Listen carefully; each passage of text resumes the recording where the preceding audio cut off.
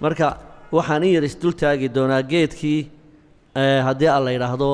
fadhigeennii ugu dambeeyey aan ka hadlaynay geedkii aan fadhigii ugu dambeeyey aynu ka hadlaynay oo in badan dibad iyo gudaba layga soo weydiiyey ayaan casharkeenna ku soo khatimi doonaa inaan wax yar ka tilmaamo haddii ilaahay ka dhigo geedkaas haddii aan la yidhaahdo xanuunada maskaxda aad buu u anfacaa waan idiin soo wada haddii aan la yidhaahdo xanuunada maskaxda aad iyo aad ayuu u anfacaa geedkaasi waa geed dalkeenna aad iyo aad ugu baahsan mashriq iyo maqribba waana geed manfaco badan leh sidaan idinka warramay waana geed haddii aan la yidhaahdo khuraafaad badan haddii aan la yidhaahdo laga sheegay oo aan maalintii hore aan ka warrannay marka geedkan magaciisa caalamiga ah oo haddii aan la yidhaahdo loo isticmaalo waxay yidhaahdaan ashwajanda ashwajanda ayay yidhaahdaan waa magaca guud ee gaal iyo islaamba u yaqaaniin ashwajand bay yidhaahdaan carabidu magacyo badan bay iyagu u yaqaanaanoo waxay qaarkood yidhaahdaan xabbulkaakanj xabbulkaakanj waxaa kaloo yidhaahdaan cabcab cababna way yidhaha cabab oo laba ba'aad keliya iyo cabcab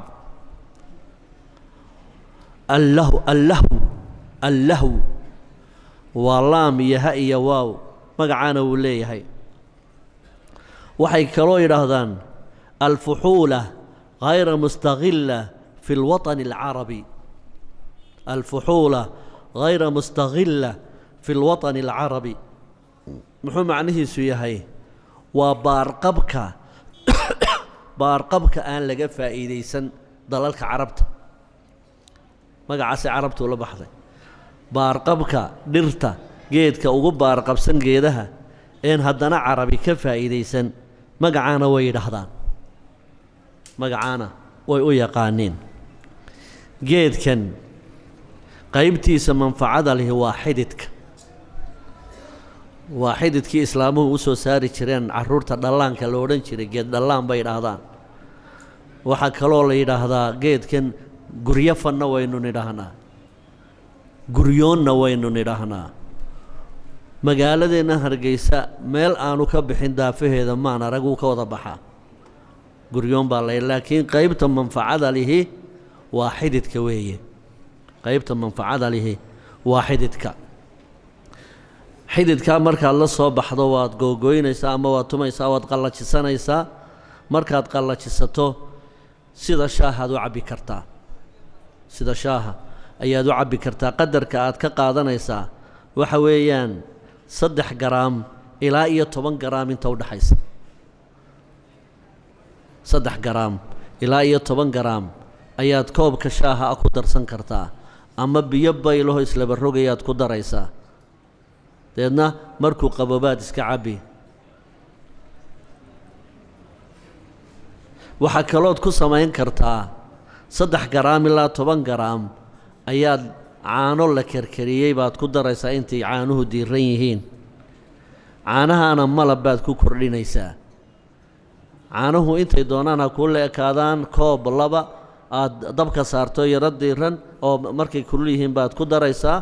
3 garaam ilaa iyo 10 garaam dabadeedna waad cabbaysaa geedkaa markaad cabto wuxuu ku siinayaa hurdo aad iyo aad iyo aad u macaan oo nafaqo leh ayaad ka helaysaa maskaxdana wuu dejiyaa dadka maskaxda wax ka qaba ilaa 6 bilood baa loo wadayaa habeenkii hal mar buu cabbi aroortiina hal mar buu cabbayaa waxaa kalood samayn kartaa subagga waa lagu shiilaa subaggeenna caadigaa intaad xididka soo goyso baad ku shiili kartaa saliid saytuunka waad ku shiili kartaa saliiddeenna sinsintana waad ku shiili kartaa marka aad saliiddii ku shiilato ama aad subaggii ku shiilato qaab baa jira markaa loogu shiilayo saliidda ama subagga geedkii markaad googoysato ayaa waxaad soo qaadanaysaa digsi biyo ku jiraan digsi biyo ku jiraan ayaad soo qaadanaysaa dabkaad saaraysaa isagana weel aan caag ahayn ayaad subagga iyo ku ridaysaa geedkii dabadeedna biyihii dabka saaraa ayaad sii dhex dhigaysaa